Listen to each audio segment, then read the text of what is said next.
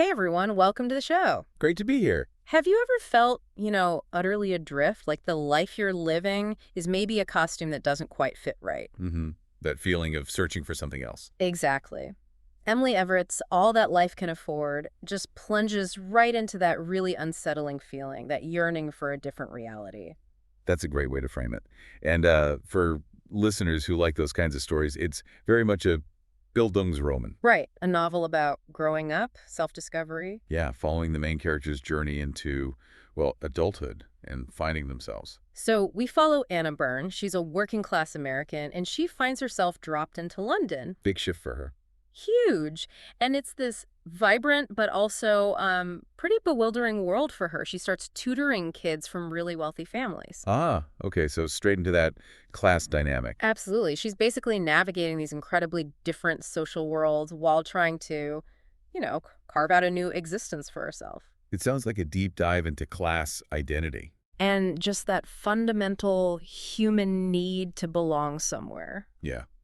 And Everett uses London itself almost like a character, doesn't she? Or at least a very active stage. Oh, completely. That was one of the things I really loved about this book, the way London is depicted. How so? You just get this like visceral sense of the place from the really opulent grand mansions in, say, Belgravia Hmm.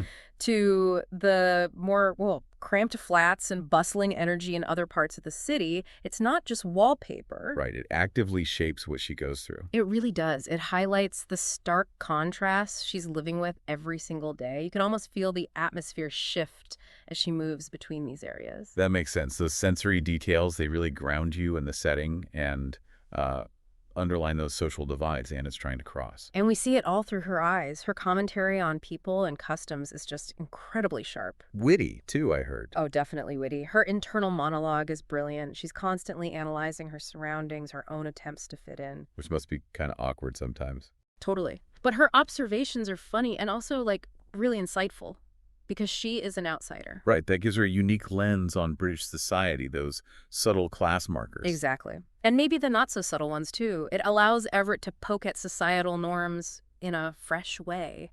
Yeah, that outsider perspective is often key for that kind of social commentary. What else really stood out for you? I was really drawn to the whole theme of trying to reinvent yourself. The fresh start. Yeah. Anna comes to London wanting to create this new identity, leave her past behind. A classic motivation. It is, but the novel really digs into how complex that actually is. It makes you think, how much does our past define us? Can we ever really escape it, even if we change everything on the outside? That's a core tension, isn't it? That pull between the past and the allure of a totally new future. Definitely. And her journey shows how our identities aren't just about our hopes, but also our roots, our experiences. Can you really just discard the old? Or is it more about integrating it? Good question. It definitely made me think. Which I guess brings me to a couple things that were maybe slight bumps for me. Okay, what were they? No spoilers, though. No spoilers. First, sometimes, especially early on, the sheer number of characters and how they were all interconnected felt a little busy. It took a bit of concentration to keep everyone straight. I could see that. Though maybe that reflects the, intricate social webs she's navigating. That's a fair point. It probably does. But Okay. yeah, just needed a bit of focus there. Okay. And the other thing. And also, sometimes Anna's choices. Frustrating. A little bit, yeah. I mean, I could understand why she did things, mostly. But you wanted to yell at the book. Kind of. I just wanted to nudge her sometimes. No, don't do that. Huh. But isn't that part of it? If characters always made the right choices, That'd be pretty boring. Yeah, you're right. those frustrations make them feel more human, more real, even if we don't agree. It pulls you in. True. Very true. So look, all in all, I really, really enjoyed All That Life Can Afford. Despite those minor points, it was genuinely captivating, thought-provoking. So the final verdict, the rating. I'm giving it a solid 4 out of 5 stars.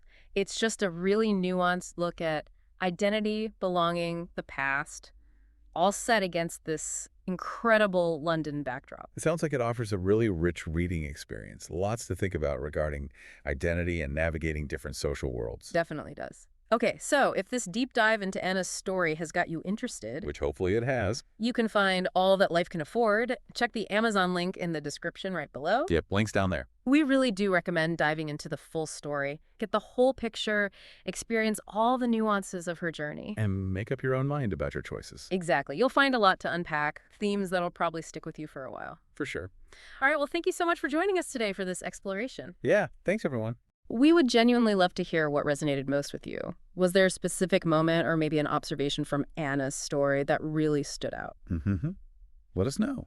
What struck a chord? Was it the setting, the themes, Anna herself? Share your thoughts down in the comments below. And please do like and subscribe. That way you won't miss our next deep dive into another fascinating story. Yep, catch you on the next one.